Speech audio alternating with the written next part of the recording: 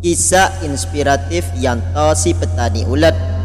Di sebuah desa kecil di lereng perbukitan Jawa Tengah, hiduplah seorang petani miskin bernama Yanto.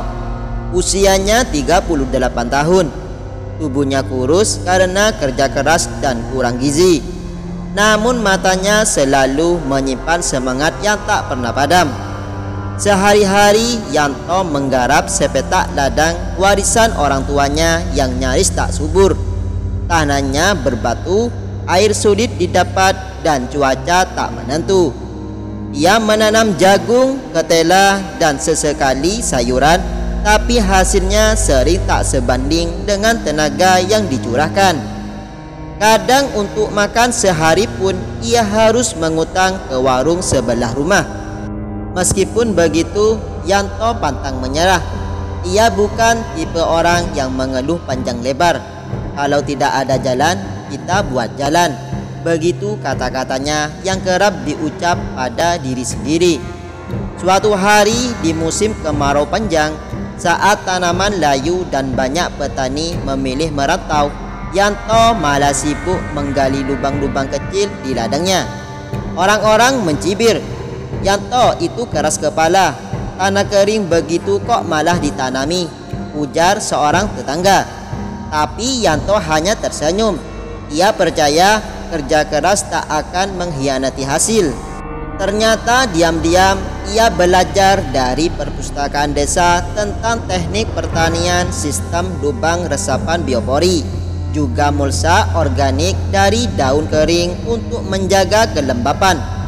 Ia juga menampung air hujan dari genteng rumahnya dengan drum bekas yang ia beli murah dari loakan. Hari demi hari ia kerja sendirian.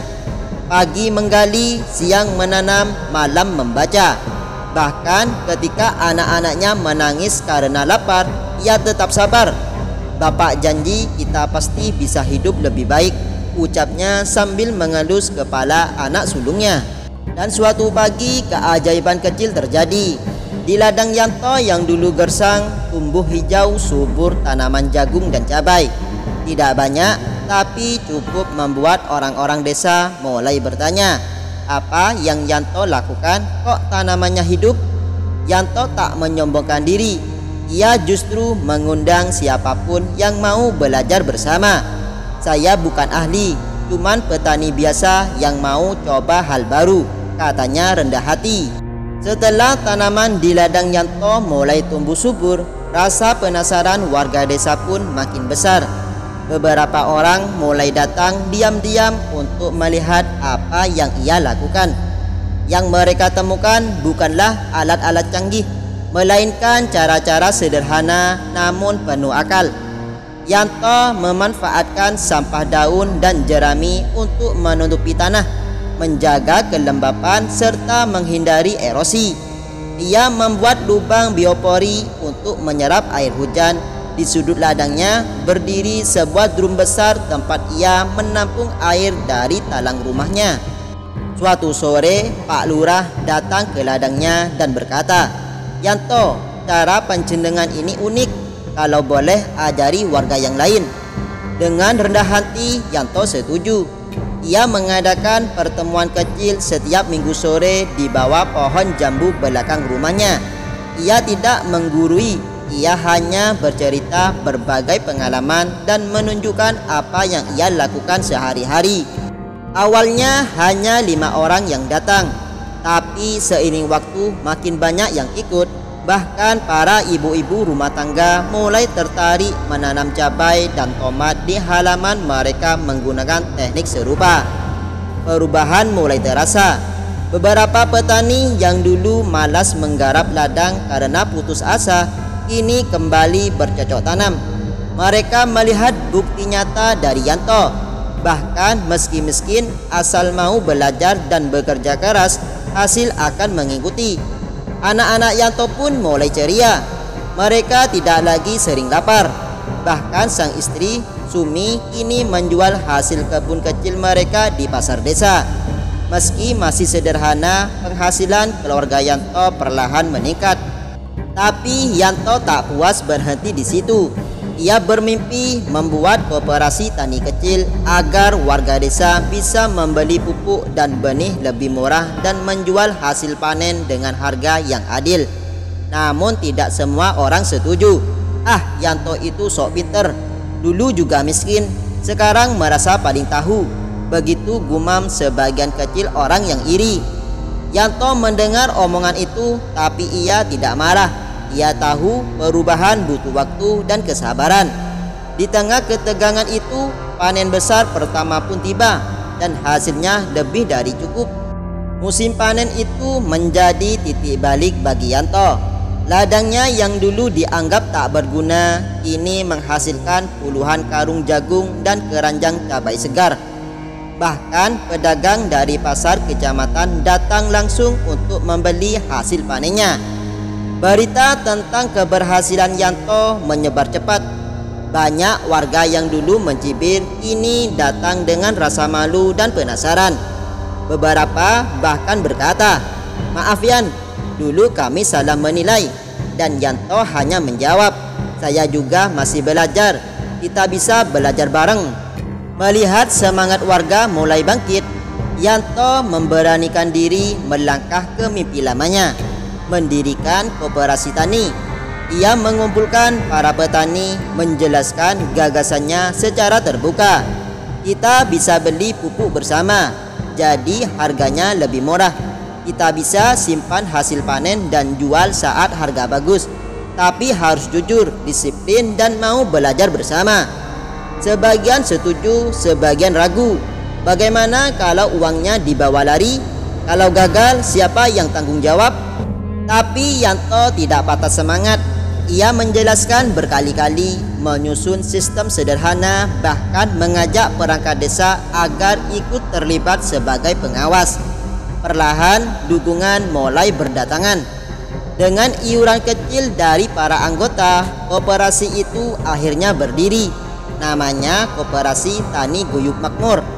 Mulanya hanya beranggota 12 petani, termasuk Yanto.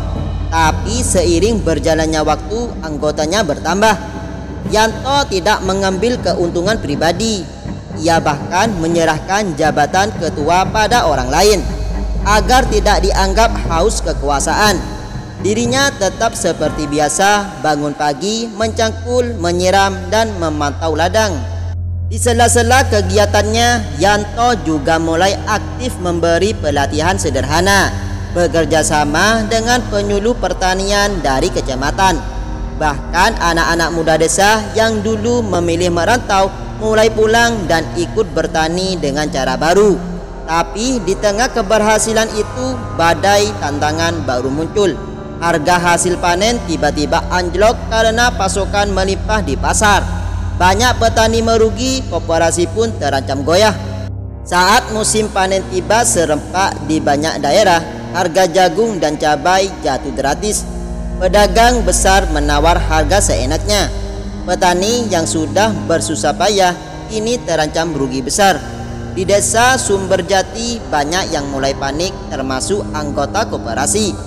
"Yanto, kita jual rugi saja daripada busuk. Koperasi juga tak bisa berbuat apa-apa, bukan?" Yanto tahu ini adalah ujian terberat. Ia tidak langsung menjawab. Ia merenung malam-malam di ladangnya yang senyap, mencoba mencari cara. Keesokan harinya ia mengumpulkan anggota koperasi. Di depan mereka ia berkata, "Kita punya dua pilihan, menyerah atau mencari cara baru. Kita tidak bisa mengendalikan harga pasar, tapi kita bisa mengendalikan apa yang kita lakukan terhadap hasil panen kita." Ia lalu mengusulkan ide yang dianggap gila oleh sebagian, mengolah hasil panen sendiri. Jagung bisa dijadikan tepung jagung dan pakan ternak. Cabai bisa dikeringkan menjadi cabai bubuk. Tomat bisa jadi sambal botolan. Semua itu bisa dijual dengan harga lebih stabil, bahkan secara daring. Yanto mengajak anak-anak muda desa belajar lewat internet dan pelatihan UMKM dari dinas. Ia sendiri belajar cara membuat kemasan sederhana dan label produk. Ia juga bekerja sama dengan kelompok PKK untuk produksi sambal rumahan. Awalnya lambat, tapi perlahan produk mereka mulai diminati. Salah satu video promosi sederhana buatan anak desa mereka viral di media sosial. Pesanan datang dari luar kota. Ini koperasi tidak hanya menjual hasil panen, tapi juga produk olahan. Harga stabil, pendapatan meningkat, dan yang paling penting semangat petani bangkit kembali. Yanto yang dulu miskin dan dianggap bodoh, kini sering diundang berbicara dalam acara pertanian dan pemberdayaan desa. Tapi ia tetap sederhana. Ia masih tinggal di rumah lamanya, masih mencangkul sendiri dan masih berkata, "Saya ini cuman petani kecil, tapi saya percaya selama kita jujur, belajar dan bekerja sama, ladang gersang pun bisa jadi lahan harapan."